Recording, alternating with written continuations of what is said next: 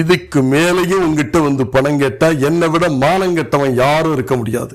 நீ ஒரு மனுஷன் உங்ககிட்ட வந்து பணம் கேட்ட பாரு, பொய்யா நீயும் உன் பணமும் அப்படின்னு திட்டிட்டு போன ஒருத்தருக்கு யாராவது வழியை கொண்டு போய் கடன் கொடுப்பாங்களா?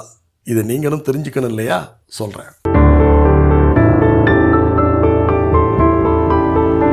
ஒரு சாதாரண குடும்பத்தில் பிறந்த ஒருத்தர் ஒரு சீட்டு கம்பெனி நடத்தி பெரிய பணக்காரர் ஆயிட்டார். கடுமையான உழைப்பாளி. நாளைக்கு யாரை சந்திக்கிறதுன்னு இன்னைக்கே முடிவு பண்ணி பொழுது விடியவும் போய் அவரை சந்திச்சிருவார். யாரை பிடிச்சா யாரை தன்னோட ஏலச்சீட்டில் இணைக்கலாம்னு கணக்கு போடுறதுல அவர் மகா கில்லாடி. சரியா பிளான் பண்ணி ஒவ்வொருத்தரையும் தன்னோட கஸ்டமர் ஆக்கிடுவார். அதே போல சீட்டு கம்பெனி வருமானத்தில் வர்ற பணத்தையும் பிரைவேட்டா உள்ள யாருக்கும் கடன் கொடுக்க மாட்டார். சீட்டு போட்டவங்களுக்கு மட்டுமே கடன் கொடுத்து முதலீட்டை பெருக்கிறது தான் அவரோட பெரிய புத்திசாலித்தனம்.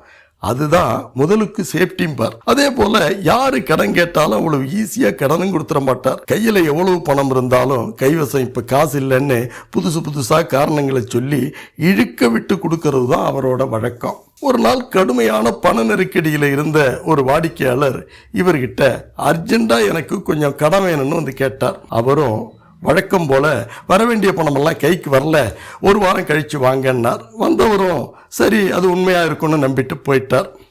மறுபடியும் அவர் ஒரு வாரம் கழித்து வந்ததும் இவர் தங்கிட்ட வேலை பார்த்த அந்த ஊழியர்கள்ட்ட எல்லாம் ஏப்பா அந்த பணம் வந்துச்சா இந்த பணம் வந்துச்சா அப்படி இப்படின்னு கேட்டுட்டு எப்படியும் வந்துடுன்னு எதிர்பார்த்தேன், கைக்கு இன்னும் வரல, நீங்கள் எல்லாத்துக்கும் ஒரு 3 நாள் கழிச்சு வாங்கினார். இவரோட நடவடிக்கைகளை பார்த்த அவர் சமயத்தில் இதுவும் உண்மையாக இருந்தாலும் இருக்கலாம்னு நம்பிட்டு தலையாட்டிக்கிட்டே போயிட்டார். மீண்டும் 3 நாள் கழிச்சு அவர் வந்தார். அப்போ இவர் சொன்னார், எப்படியும் இன்னைக்கு பணம் வந்துடுன்னு தான் எதிர்பார்த்து உங்களை வர சொன்னேன், ஆனால் இன்னும் வரலை. பணம் வந்ததும் நானே உங்களுக்கு செய்தி சொல்லி அனுப்புகிறேன், போயிட்டு வாங்கன்னார். அவ்வளவுதான். கடன் கொடுத்தவருக்கு வந்ததே கோபம். யோ நீ என்ன மனுஷனா மிருகமா? என்ன நீ யாருன்னு நினைச்ச? நான் ஒன்றும் உங்ககிட்ட பிச்சை வாங்க வரல, கடன் தான் வாங்க வந்தேன். கடன் கொடுத்தா அதுக்குள்ள வட்டியை வாங்கிக்க போகிறேன். யாசகமாக கேட்குறேன், முடியாதுன்னா முடியாதுன்னு சொல்லிட்டு போ.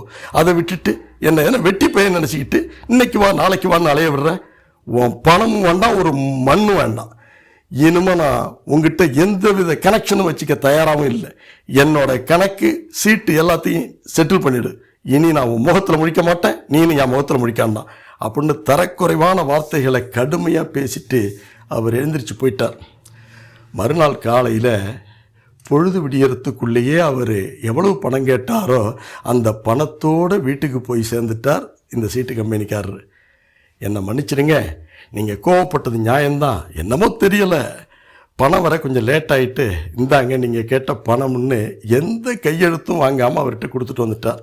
இந்த சம்பவத்தை கேள்விப்பட்ட நண்பர் ஒருத்தர் இந்த சீட்டு கம்பெனிக்காரர்கிட்ட கேட்டார், இவ்வளவு அசிங்கமாக உங்களை திட்டின ஒருத்தனுக்கு வழியே போய் பணத்தை கொடுத்துட்டு வர்றீங்களே, ஏன் அவன் மேலே அவ்வளவு பயமானார். அதுக்கு இவர் சிரிச்சுக்கிட்டே சொன்னார், பயங்கிறது எனக்கு எப்பவுமே கிடையாது, ரோசக்காரன் மட்டும்தான் வாங்கின பணத்தை சொன்ன டயத்துக்கு திருப்பி கொடுப்பான். அந்த ஆளுக்கு ரோசம் இருக்கா இல்லையான்னு நான் டெஸ்ட் பண்ணினேன். என் டெஸ்ட்டில் அவர் பாஸ் ஆகிட்டார்.